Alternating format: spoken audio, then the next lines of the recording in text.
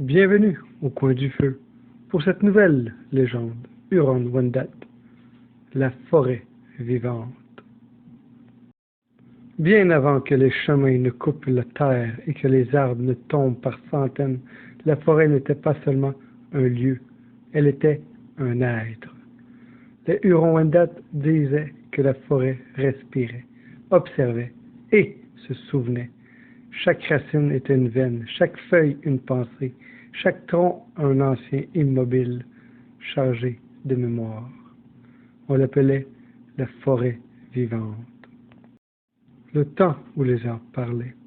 À cette époque, les humains savaient encore écouter. Ils entraient dans la forêt sans armes levées, sans voix trop haute. Ils saluaient les arbres, comme on salue les parents éloignés. Les anciens enseignaient ceci aux enfants. La forêt ne te voit pas avec les yeux, elle te reconnaît par ton intention. On racontait que les arbres parlaient entre eux par le sol et le vent. Les racines se touchaient sous la terre, échangeant des nouvelles, des avertissements, parfois même des chants lents que seuls les esprits pouvaient entendre. Gardiens invisibles. Au cœur de la forêt vivante demeuraient des esprits anciens, plus vieux que les humains eux-mêmes. Les esprits arbres, immobiles, puissants, protégeaient l'équilibre du lieu du monde. Les esprits animaux portaient les messages entre le ciel et la terre. L'esprit du vent, messager rapide, prévenait des dangers. L'esprit de l'ombre, discret et profond, rappelait aux humains leurs limites. Ces esprits n'étaient ni bons ni mauvais, ils étaient justes. La faute aux hommes. Un jour, un village voisin de la forêt connut la peur. Les hivers semblaient plus longs, les récoltes moins sûres. Alors certains commencèrent à prendre plus qu'il ne fallait. On coupa des arbres sans demander. On chassa sans remercier. On entra dans la forêt comme dans une réserve sans âme. Les anciens avertirent. Quand la forêt se tait, ce n'est pas qu'elle dort, c'est qu'elle observe. Mais leurs paroles furent ignorées. Le silence de la forêt.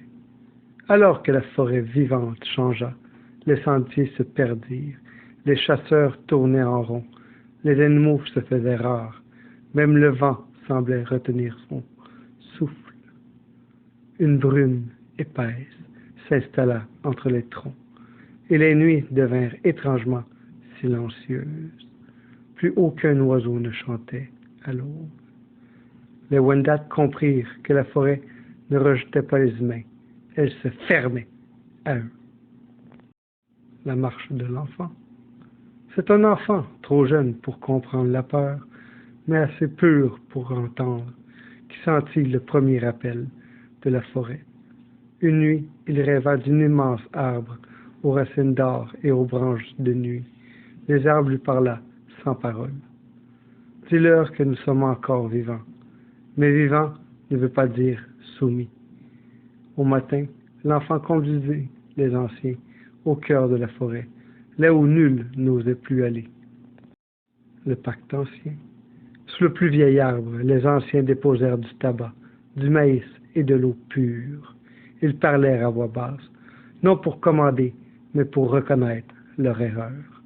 Ils promirent de ne plus prendre sans donner, de ne plus entrer sans demander, de ne plus oublier que la forêt était un allié, pas une possession. Alors la brume se leva, le vent doux parcourut les feuilles, un craquement profond résonna dans la terre, comme un soupir ancien. La forêt vivante acceptait le pacte renouvelé.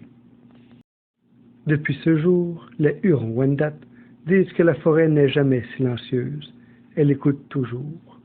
Si tu entres avec respect, elle te nourrira. Si tu entres avec arrogance, elle te perdra. Les anciens enseignent encore que lorsque tu entends le bois craquer sans vent, que tu sens une présence sans la voir, ce n'est pas ton imagination, c'est la forêt qui te rappelle. Tu marches dans un être vivant.